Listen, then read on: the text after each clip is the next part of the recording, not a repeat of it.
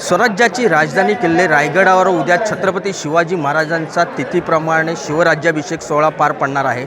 आत्ता आपण आहोत राजसदऱ्यावर। तुम्ही या दृश्याच्या माध्यमातून पाहू शकता या ठिकाणी मेघडंबरीजवळ असलेलं छत्रपती शिवाजी महाराजांचा जी पुतळा आहे याला 7 ते 8 हजार किलो फुलाच्या सजावटीने सजावट करण्यात आली आहे। त्यामुळे या ठिकाणी पाहिलं तर या ठिकाणचं वातावरण जे आहे ते भगवमय झालेलं पाहायला मिळतं आहे। तुम्ही दुसऱ्याच्या माध्यमातून या ठिकाणी दुसऱ्या ठिकाणी पाहू शकता। या ठिकाणी छत्रपती शिवाजी महाराजांच्या पुतळ्याची तुला करण्यात आली आहे।